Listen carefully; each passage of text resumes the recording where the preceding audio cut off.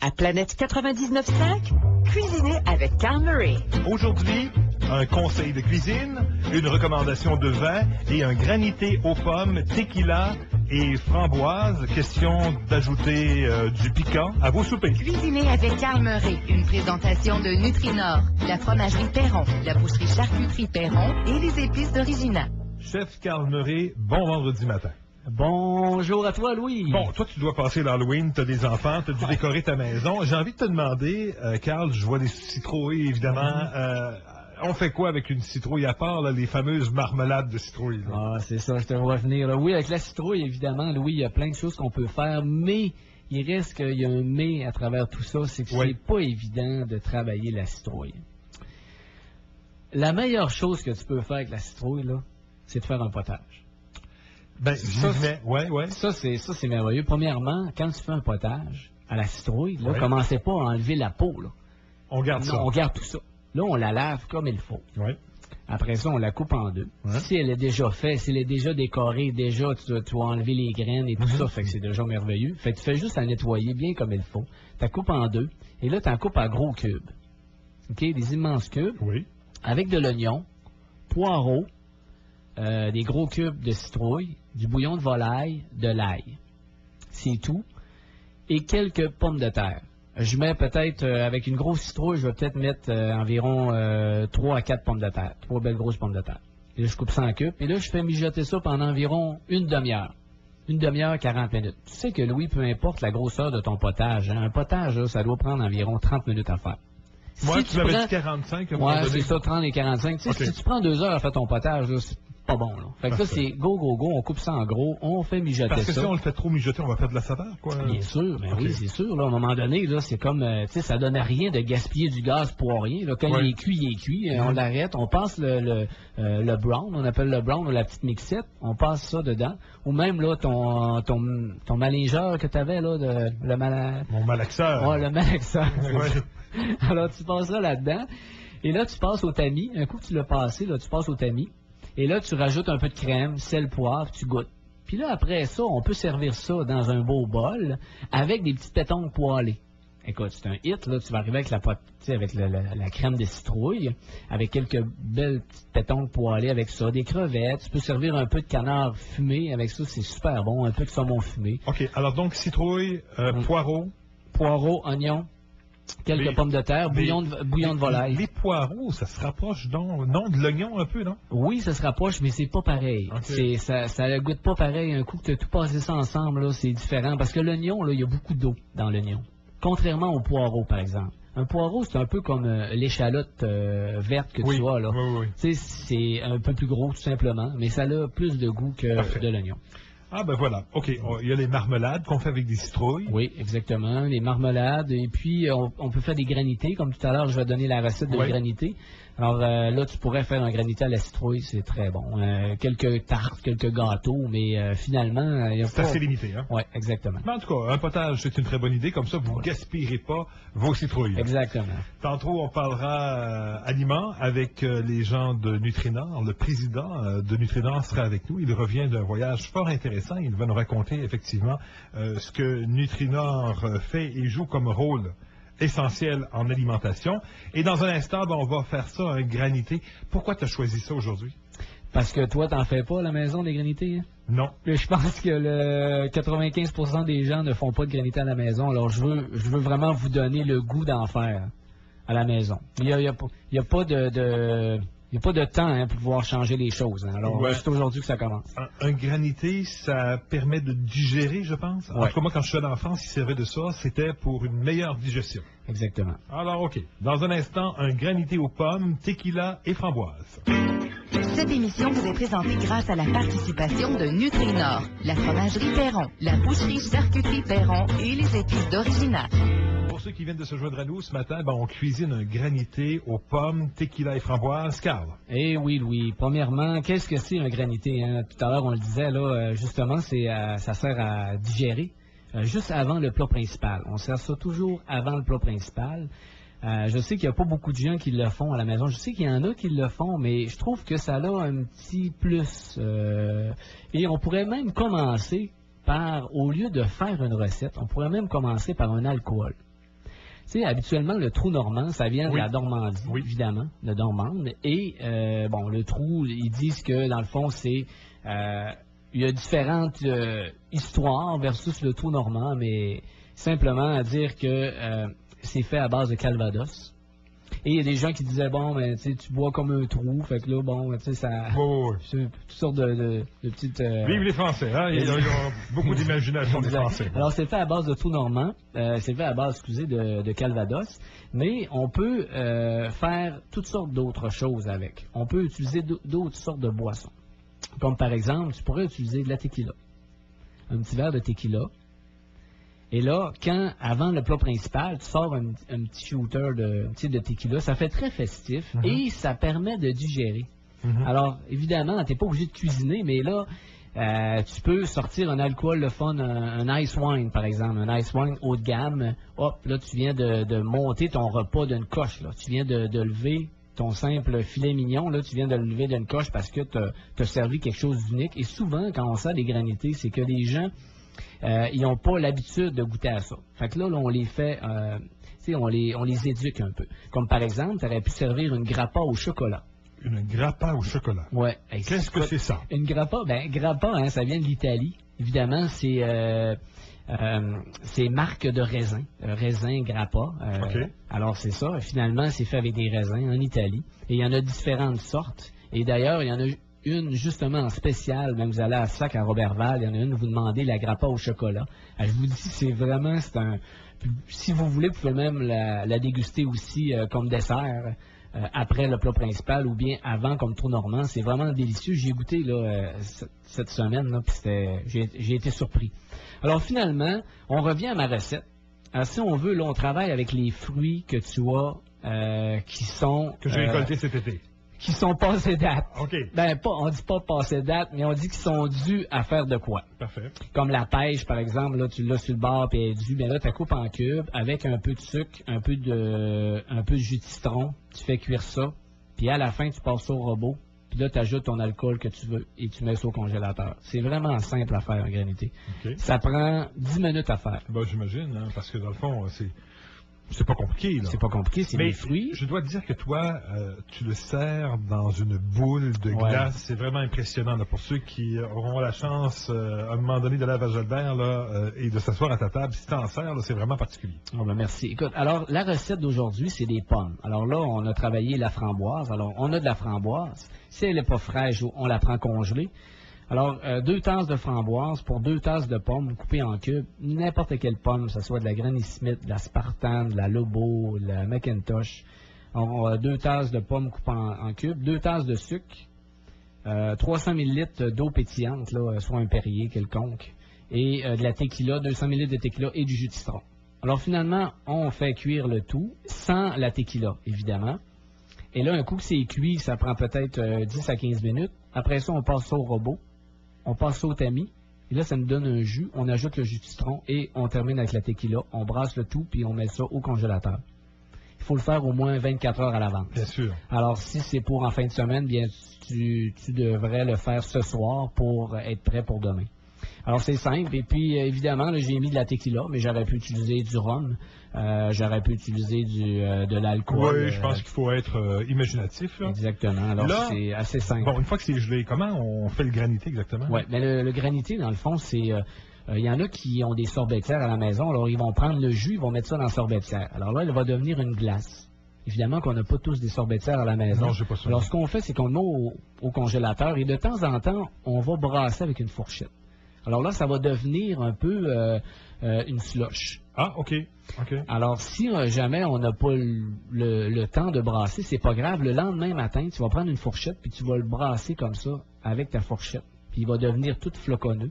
Et là, on va servir ça dans une coupe ou bien dans un ballon gonflé. Je donne le truc là, pour la ballonne que tu parlais tout à l'heure. Tu donnes le truc là? OK. Oui, alors on prend un ballon, on le gonfle d'eau, comme si on faisait une guerre de ballon à l'eau. On la gonfle, on le place au congélateur pendant environ 5 à 6 heures. Oui. Et là, évidemment, elle va congeler et à l'intérieur, elle va rester encore en eau. Alors, quand vous allez la percer, la balloune, là, l'eau va sortir. Alors, ça va vous faire comme un dôme. Tu vois un peu un peu l'allure. Et puis, on peut même gratter là, la glace. On peut même écrire ton nom sur la glace. On peut faire plein de trucs. Et là, on place le granité dans le dôme et on sert ça à nos invités. Puis écoute, ça fait tout que ça fait la différence. Vous retrouvez sur notre site Internet le détail de la recette, les ingrédients, l'histoire de la balloune là, qui est remplie d'eau puis qui permet effectivement de servir ça de façon exceptionnelle ou encore de le servir de façon plus traditionnelle. Alors aussi, mon coup de cœur pour le vin, ben là... On attend. On attend, OK, parce que là, je voulais te parler de la grappa. Louis, c'était un peu mon coup de cœur de cette semaine. OK, on attend. La grappa, puis le truc tantôt aussi. Parfait. Oui, on garde ça pour la fin. Dans un instant, parce qu'on veut savourer à la fin. Dans un instant, le président de Nutrinor. Cuisiner avec Carmeret, une collaboration des partenaires suivants. Nutrinor, la fromagerie Perron, la boucherie charcuterie Perron et les épices d'Original. On dit souvent, pas de nourriture sans agriculture. C'est avec plaisir aujourd'hui que j'accueille le président de Nutrinor, Monsieur Yvon Morin, qui est un agriculteur de Saint-Bruno. Monsieur Morin, bonjour et bienvenue. Bonjour, M. Artin. M. Morin, oui, effectivement, pas de nourriture sans agriculture. Vous avez une ferme laitière, vous? Oui, j'ai une ferme laitière située à Saint-Bruno, que j'exploite avec ma fille, Marie-Claude. Alors, vous, c'est votre passion, l'agriculture, et à ce titre-là, vous vous impliquez, évidemment, je le disais, dans Nutrinor, à titre de président. Vous arrivez du sommet international des coopératives. Cette année, le sommet s'est tenu à l'occasion de la semaine là, de la coopération qui avait lieu dans la semaine du 15 octobre. Et c'était le fun, cette année, c'était à Québec, entre autres, ce sommet-là. Vous avez parlé, évidemment, de la force de la coopération dans le domaine de l'agriculture. Un modèle qui existe chez nous et ailleurs aussi au Québec, il faut le dire, hein? Exactement. C'était vraiment intéressant. Il y avait quand même 2800 personnes, je pense, qui assistaient à ce sommet-là. On a eu des conférences qui nous ont un peu chargé à bloc. Là, on est revenu très motivés de continuer dans notre mission, puis d'aller de l'avant, puis de développer pour notre région. Nutrinor, dans la région, c'est combien de membres? C'est 1200 membres. À peu près quasiment 100% des producteurs agricoles de la région sont membres de Nutrinor. OK. Il n'y a pas d'autres membres à l'extérieur de la région. Les propriétaires, c'est vraiment les agriculteurs régionaux. Et c'est une force, évidemment, qu'on s'est donnée au Saguenay-Lac-Saint-Jean depuis des années et qui a fait ses preuves. Exactement. Bon, Nutrinor se démarque d'une certaine façon par sa façon de faire les choses, j'aurais envie de dire. À ce titre-là, comment Nutrinor se distingue sur les marchés? Ben, présentement, on est en train on a plusieurs projets de recherche. On a même des produits qui sont pas sur la planche à dessin, on commence à travailler. On transforme strictement des produits régionaux.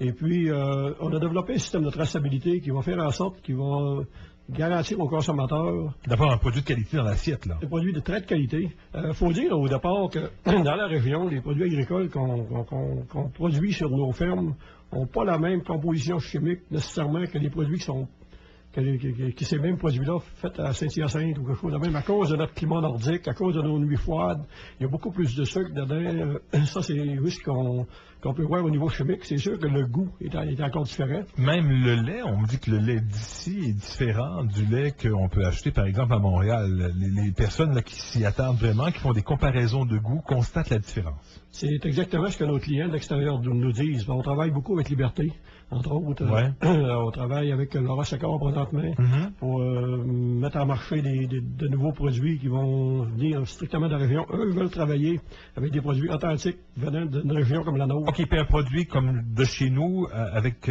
on appelle ça des produits de la nordicité, là, sont meilleurs au goût. L'ensemble de l'industrie reconnaît ça? C'est ce qu'on se fait dire. Nous, on a de la misère à le voir parce qu'on est habitué. Exact. Mais ça veut dire que nos fromages sont meilleurs, ça veut dire que notre lait est meilleur, ça veut dire que le beurre qui est produit à partir de notre lait est meilleur aussi, c'est ça? Oui, on peut présumer que c'est ça.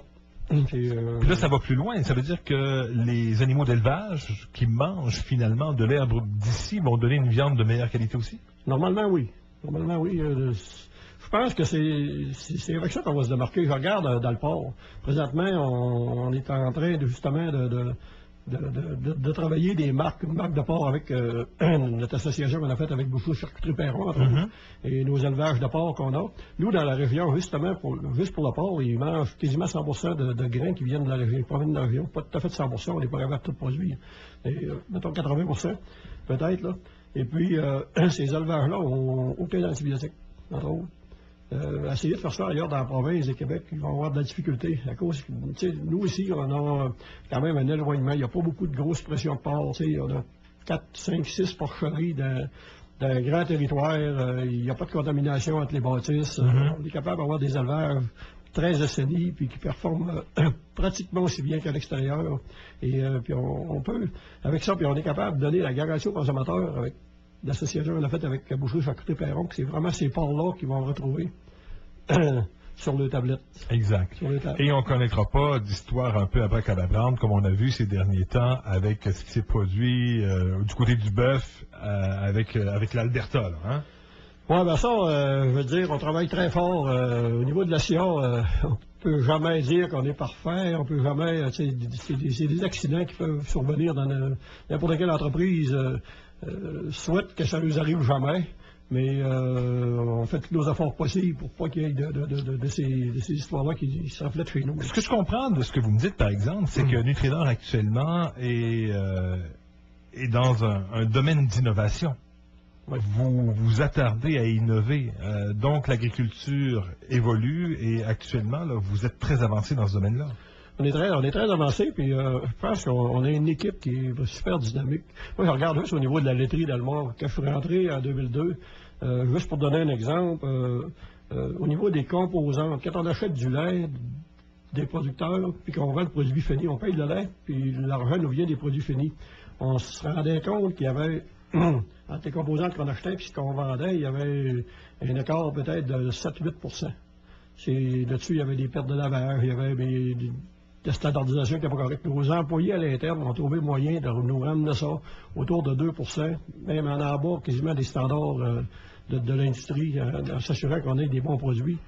La durée de vie de nos produits, entre autres. Laitier était à environ de 20 jours. Présentement, on est à peu près à 35 jours, 36 jours. Ça fait toute la différence, hein?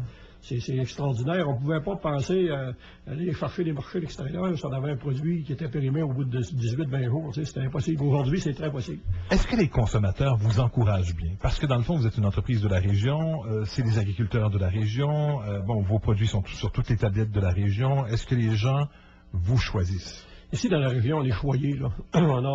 C'est sûr, les consommateurs n'ont jamais lâché Nutrinor, sont toujours en arrière de Nutrinor. On a au moins 75-80 du marché régional. C'est extraordinaire pour nous autres d'avoir ça. Ça serait impossible de pouvoir penser à les conquérir d'autres marchés à l'extérieur si on ne sait pas. Aussi solidement ancré ici, dans la région. C'est certain, on est choyés à ce niveau-là. Alors donc, les agriculteurs sont contents? Très content. Vous avez eu une belle saison en passant côté météo, hein? Oui, on a eu une excellente saison comparativement à d'autres régions. La température a été clémente pour nous. Les épisodes de pluie quand c'était le temps, des épisodes de beau temps pour faire nos récoltes. À venir à date, moi qui ai beaucoup de superficie en céréales et en fourrage, je suis très satisfait. Dans une émission de cuisine, il fallait en parler ce matin. Pas d'agriculture, pas de nourriture sans agriculture. J'ai beaucoup aimé le terme. Moi, ça a fait réfléchir bien des gens, je pense. Merci d'être venu, M. Morin. Merci beaucoup, M. Arquin. De retour à Carl Murray dans un instant. À Planète 99.5, vous écoutez Cuisiner avec Carl Murray. Une présentation de Nutrinor, la fromagerie Perron, la boucherie charcuterie Perron et les épices d'Original. Alors, on s'est gardé encore une fois le dessert pour la fin, Carl, avec effectivement un vin que tu vas nous recommander aujourd'hui. Là, j'ai compris que c'était la grappa, là, tu nous as dit ça tantôt. Puis également, un autre truc de cuisine. Tu es très généreux de partager ça avec nous, c'est très utile. C'est un plaisir pour moi. Alors, un truc, c'est que moi, je fais congeler mes fruits. Quand ils commencent à être... mettons que j'achète des framboises. Oui. Puis là, je le vois que je les ai pas passées après 2 jours. Je les prends, je les mets au congélateur. Alors comme ça me permet de, quand je sers certains cocktails à la maison, je sors mes fruits congelés, je les mets dans mes verres. Ouais. Alors comme ça, comme mettons, on parlait de tequila tout à l'heure, une bonne tequila avec une framboise congelée dedans, vous allez voir que c'est vraiment bon. Là. Ça donne un coup framboise, tequila, citron. Alors c'est un peu ça que je fais avec les fruits qui sont dus à être, tu sais, des fois, on n'a pas toujours le goût, là, des manger. On se dit, tiens, il me semble que... Mais moi, je les congèle, pas nécessairement pour les servir dans des verres comme glaçons, mais c'est une bonne idée, dans le fond. Hein. Ouais, des framboises, des bleuets, des fraises. J'ai coupe en queue, puis je les mets dans mon congélateur. Puis les gens aiment ça, hein, les jeunes aussi, surtout, là, les enfants, là, des fruits congelés. OK, le vin? Oui, ben écoute, le vin, je fais une petite parenthèse là, avec la grappa. J'aimerais beaucoup qu'on essaie la grappa. Pourquoi? Parce que de un, c'est un des d'eau de vie qui est le plus vendu en Italie. Alors ça doit être quelque chose de pourquoi c'est les plus vendus, parce que quelque part c'est bon. Ici, on n'a pas l'habitude d'acheter de la grappa. Mais dès que avec les Italiens, ils connaissent ça, puis c'est vraiment très bon. C'est fait entre autres avec les raisins. Puis il y en a de différentes sortes. Il y en a aromatisés. Alors ceux qui aiment moins la grappa, ben ils vont prendre la aromatisée. Elle est aromatisée à toutes sortes de saveurs. Ils mettent même des baies de genièvre. Des fois, ils mettent du cumin dedans. Ils mettent des épices. Ils mettent des fruits. Alors, il y en a de toutes sortes. Il y en a de toutes sortes de gammes aussi, exactement. Et la grappa, habituellement, elle a entre 17 et 25 % d'alcool. Alors, c'est pas si pire. OK. Tu sais, un vin, ça a entre 12 et 15 %. Mais tu vois, la grappa comme celle au chocolat que je recommande, pourquoi? Parce qu'elle est, premièrement, en spécial. Elle a $1 de moins. Cette semaine, oui? Oui, OK. cette semaine, dans le nouveau pamphlet qui est sorti hier, jeudi. Alors, évidemment, c'est ça. Alors, la grappa au chocolat, je vous le recommande parce que, de un, je l'ai aimé. Et puis, je trouve que c'est vraiment un bon produit haut de gamme à servir à nos invités. Ça fait différent. Exact. Carl, merci beaucoup. Ça fait plaisir. À la semaine prochaine. Bon party d'Halloween. Bye-bye. Salut. 99.5. Planète, mon univers musical.